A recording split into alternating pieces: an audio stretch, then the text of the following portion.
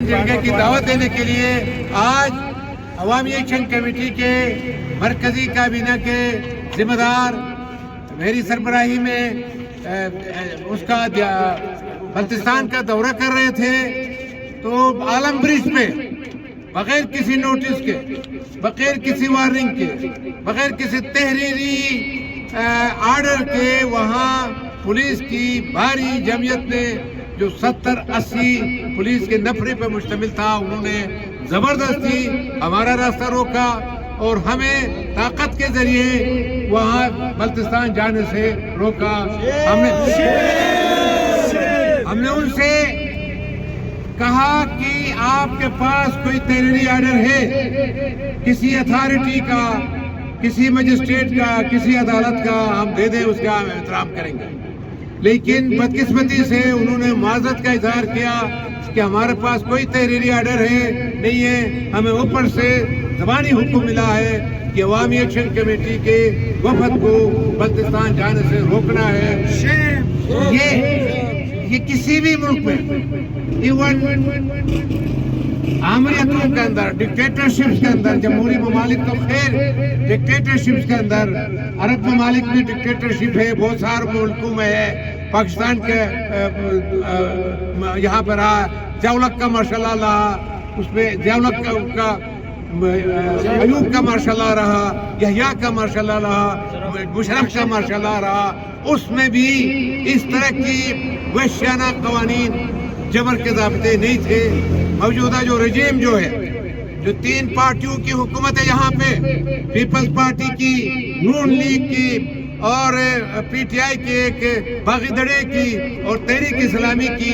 یہ اسٹیبلشمنٹ کے اہلکار بنے ہوئے، اسٹیبلشمنٹ کے ماؤتھ پیس بنے ہوئے، اور یہ ان کی ایجنڈے پہ کام کر رہے ہیں۔ یہاں پہ ایک عملاً ایک ماشاء اللہ نافذ کیا ہوا ہے، عملاً ایک ڈکٹیٹرشپ نافذ کیا ہے، حکومت نام کی، جمہوریت نام کی کوئی چیز نہیں ہے یہاں پہ۔ تو ہم اس چیز کو مسترد کرتے ہیں، کنڈم کرتے ہیں ان کی اس ایکٹ کی۔ دیکھیں، میں نے ان کو باور کرایا کہ آپ کا اس ریاست کا نے ہی ایک governance order 2018 G B order 2018 دیا ہوا، وہی آرڈر ہمیں موومنٹ کرنے کا، جلسے کرنے کا، ریلی کرنے کا، دھرنے دینے کا، اپنے اظہار رائے کا آزادی دیتا، فنڈامنٹل رائٹ دیتا ہے۔ اس کی بھی یہ وائلیشن، حالانکہ اسی آرڈر کے تحت یہ بادشاہ بنے ہوئے ہیں، عیاشیاں کر رہے ہیں، ملک کا 80 سے 85% اس خطے کا بجٹ کھا رہے ہیں اسی آرڈر کے نام پہ، اور ہمیں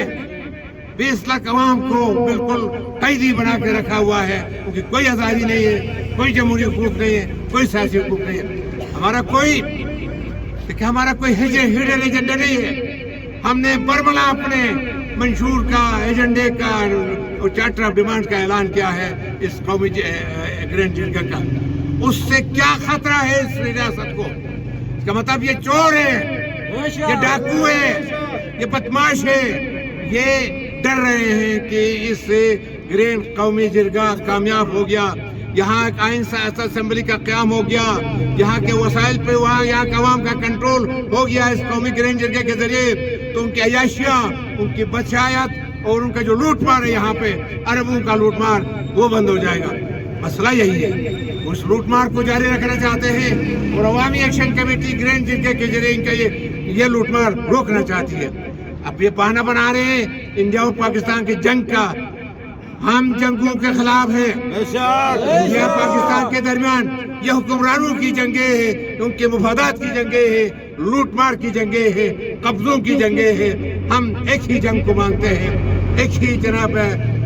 مخاصمت کو، لڑائی کو مانتے ہیں، وہ ہے غریب اور امیر کی لڑائی، اس جابرانہ سرمایہ دارانہ نظام کے خلاف خاتمے کی لڑائی کو ہم مانتے ہیں۔ باقی جنگیں یہ حکمرانوں کی جنگیں ہیں۔ ہم ان جنگوں کو، انڈیا اور پاکستان کے حکمرانوں نے جو جنگ کا ماحول پیدا کیا ہے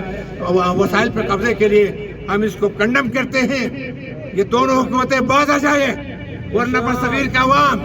ہندوستان اور پاکستان کا عوام جو جبر کا شکار ہے، جو مسائل زدہ ہے، غربت کا شکار ہے، بے روزگاری کا شکار ہے، یہ ایک دن مل کے ان دونوں ریاستوں کے جو حکمران طبقہ ہے ان کو ہٹا کے ان کو बेरे हिंद में डबो के अवामी राज कायम करेंगे।